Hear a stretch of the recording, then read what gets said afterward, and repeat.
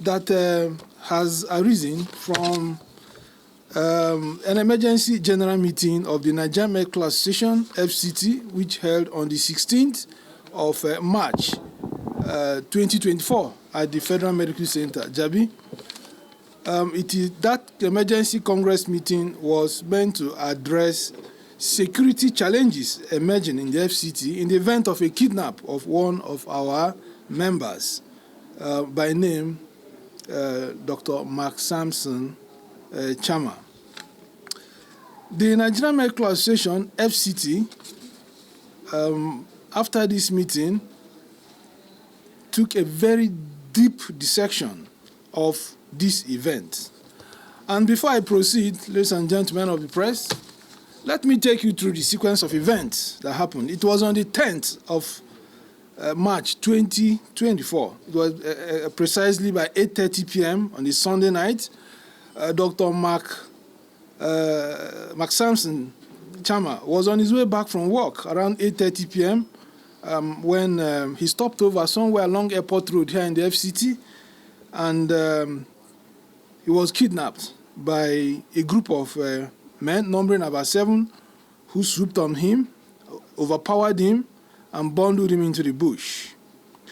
We did not get to know until 11th of March 2024, around 10 a.m., when we received a call from his sister to report this event. Immediately on that day, 11th of March 2024, we convened an emergency executive council meeting and followed it up with an extended council meeting, after which we were mandated to proceed to the FCT administration and report the matter. Immediately, we also reported the matter to all the security apparatuses in the FCT, including the Brigade of Guards, including the State Security, FCT Directorate of State Security, Commissioner of Police, and of course to the FCT Ministry and all the security protocols in that office. It was impossible for us to meet with the Honorable Minister on that day. However, we were promised that all the organs of security have been activated to find Dr. Chama. The next day, 13th and 14th, next 2 days, 13th and 14th, there was no news about Dr. Chama. What got us very worried was that a similar incident happened here in FCT, whereby after paying the ransom, this young lady was brutally murdered by the kidnappers and dumped by the roadside. As a matter of fact, as at Thursday, we were already giving up hope that 4 days we have not seen or heard from our colleague. However, at about 2 a.m.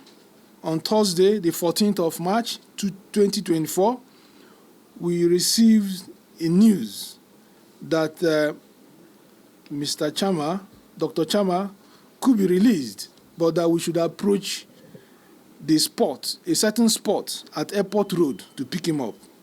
It was a very difficult decision for us to do that. However, with the help of the security networks, including the Nigerian police and the DSS, we were able to rescue him by 2 a.m. However, we did not escape paying some ransom. By the time we rescued Dr. Chama, a medical examination was quickly conducted, and we found out that he was thoroughly beaten up. He had a lot of bruises on his head. His hand was broken. He has bruises on his knee joints. All his joints, his body was swollen up. We took him immediately to the hospital on Friday morning, 15th of March, 2024. And after thorough investigations, including CT scan, the details of the fractures and dislocations in his upper limbs were noted.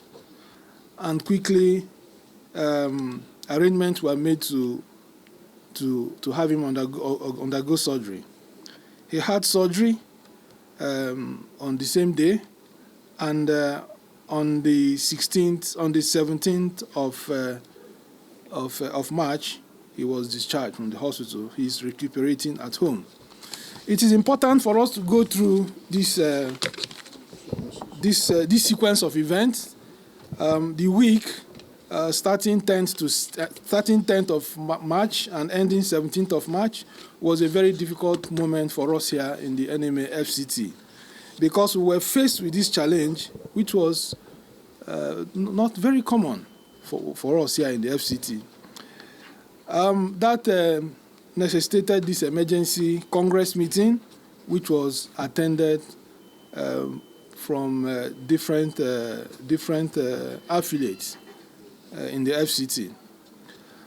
So after this emergency Congress meeting, we made the following observations. Number one, the NMA FCT noted with deep concern the security situation in the FCT, which has posed an existential threat to the safety of our members, who are often on the road, even at odd hours, to answer duty calls.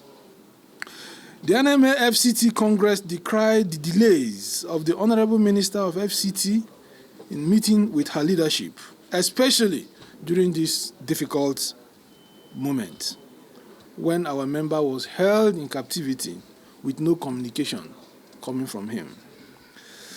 The NMA FCT Congress highlighted the necessary involvement of private individuals, professional organizations, religious organizations in assisting security agencies to curb the menace of insecurity here in the FCT, especially considering the fact that the Federal Capital Territory is a microcosm of a global community with a large diplomatic presence. The NMA FCT Congress now resolved as follows. Number one, that the association should, as a matter of urgency, develop and publish a guideline to have a working document in the event of kidnap of any doctor in the FCT. This will include, one, informing the appropriate security agencies on time, in a timely manner, and thereafter, if there is no satisfactory response, we will down tools within 24 hours until our member is out.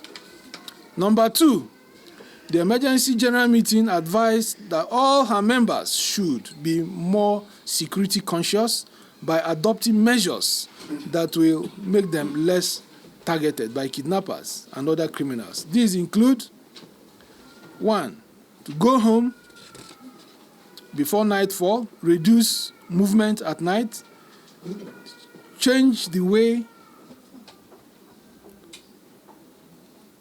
they put their names, they store names of doctors on their phones, remove anything doctor in terms of storing names on their phones, to avoid placing objects or stickers that would easily make them identifiable as doctors on their cars, to avoid undue attention, avoid hanging stethoscopes, ward coats, and other clinical paraphernalia that would easily make them to be identified as doctors.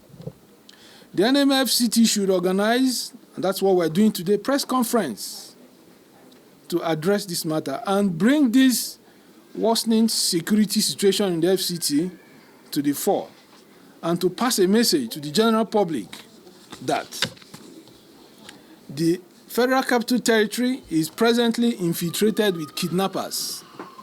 We do know that the government is doing so much, but unfortunately, they're not doing enough yet. And we're hoping that they will double their effort to reduce this menace.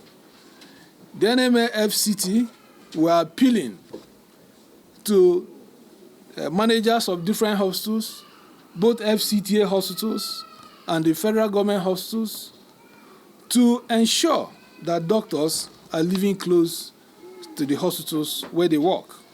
This will reduce their exposure, especially when they are called out during out of hours.